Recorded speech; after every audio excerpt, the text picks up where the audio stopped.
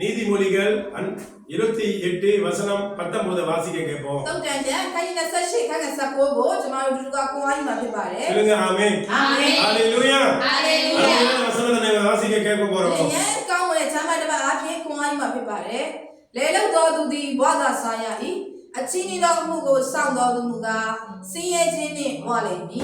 நீதிமொழிகள் அதிகாரம் 28 வசனம் 19 தன் நிலத்தை பயிரிடுகிறவன் ஆகாரத்தால் திருப்தியாவான், வீணரை பின்பற்றுகிறவனோ வறுமையால் நிறைந்திருப்பான்.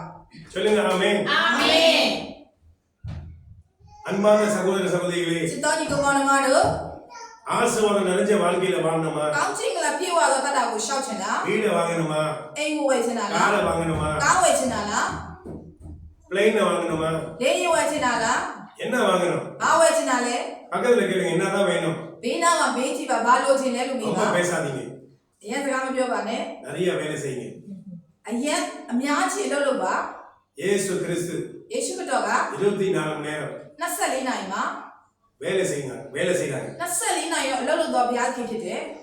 சங்கீதம் 14 வசனம் 2 வாசியா உங்களுக்கு புரியும். இரவு பகலாக அவர் ஊழியம் செய்றாரு, நம்மளுக்காக குறிஞ்சு பார்க்கறாரு. மனு புத்திரனை கண்ணோக்கினார். அப்ப இரவு பகலா ஊழியம் செய்யற கடவுள். ரோமர் எழுதிய சுவிசேஷம் 8ஆம் அதிகாரம் வசனம் 34 வாசிச்சா உங்களுக்கு புரியும். பிதாவின் வலது பாசத்துல எங்களுக்காக வேண்டாரு. அப்ப வேண்டுற இடத்துலயும் அவர் இரவு பகலாக இருக்கிறாரு. நம்மள குனிஞ்சு பார்க்கிற இடத்துலயும் இரவு பகலா இருக்கிறாரு. நீங்க எங்க போனாலும் உங்களோட கூடவே வராரு. அந்த தெய்வத்தை நீங்க கொஞ்சம் ஆராய்ச்சி பாருங்க. 24 மணி நேரம் வேலை செய்யற தெய்வம். டாக்டர் சொல்றாரு, 6 மணி படுத்தா போதும், இல்ல 8 மணி படுத்தா போதும். ஜப்பான் நாடு ஏன் நீங்க பணக்கார நாடா இருக்கு, ஒரு நாளைக்கு 4 மணி நேரம் தான் படுக்கிறாங்க. சாவ போற கனவு கூட வேலை செய்யறாங்க. எந்த காரியத்தை பார்த்தாலும் அவங்க முதல் இடத்துல இருக்காங்க. வேலை செய்யாம தூங்கிட்டு ஜெபம் பண்றேன்னா வேலைக்கு ஆகுமா? எறும்பு படிச்ச தெய்வம் யாரு? எறும்பு வந்து வேலைக்கு பயப்படாது. நீ செய்யணும், நான் செய்வேன், தள்ளி போ. சுறுசுறுப்பாவே ஓடுது, போட்டி போட்டு ஓடுது. அப்ப எறும்பை படிச்ச தெய்வம் உங்களை என்ன சொல்றாருன்னா, வேலை செய்யணும், கை நிறைய சாப்பிடணும், ஆசீர்வாதம் நிறைஞ்சிருக்கணும், வேலை நிறைய செய்யுறாரு.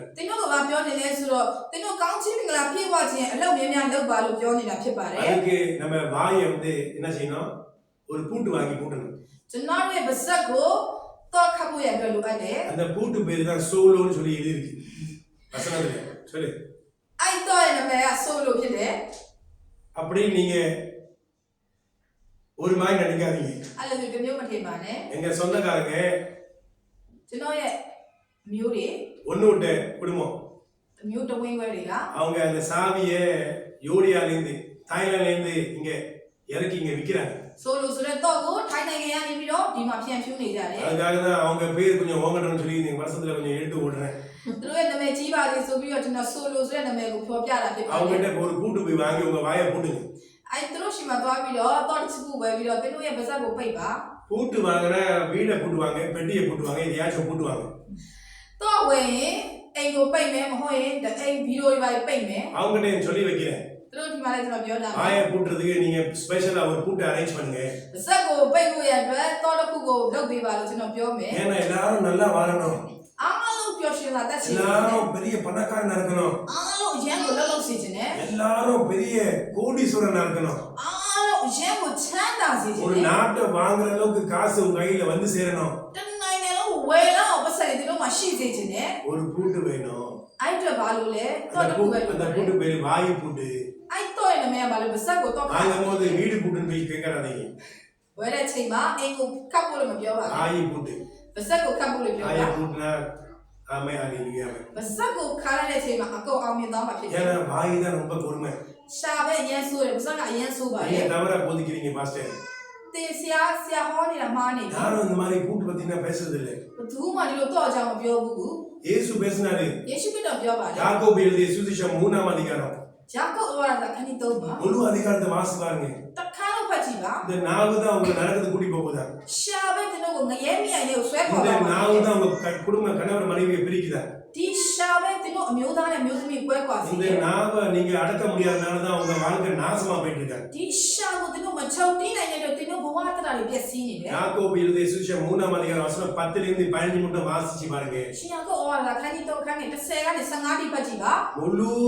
உடல் நெருப்புல போய் வாடும் တကူလုံးကိုငရဲမြိုင်နဲ့ချမှာဖြစ်တယ် நெருப்புல போய் விடுவோமா ငရဲမြိုင်နဲ့ချမှာ அக்கினியில போய் விடுவோமா မိအိုင်နဲ့ချမှာဖြစ်တယ် வீண் பேச்சு பேசுறது အကျိုးမဲ့သောစကားပြောရင် வெட்டி பேச்சு பேசுறது အကျိုးမဲ့သောစကားပြောရင် தேவையில்லாத பேச்சுங்களை பேசி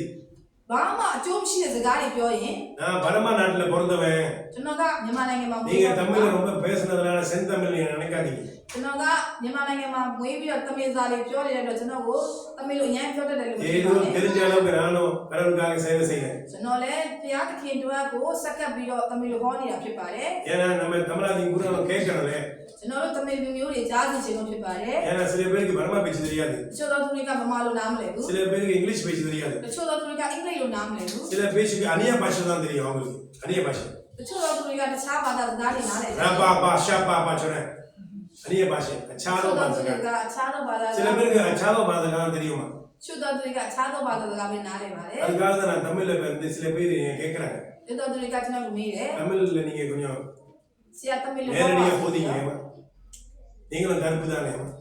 ဆရာလည်းမေးလာပဲတမင်လိုဟောပါဆိုပြီးပြောတယ်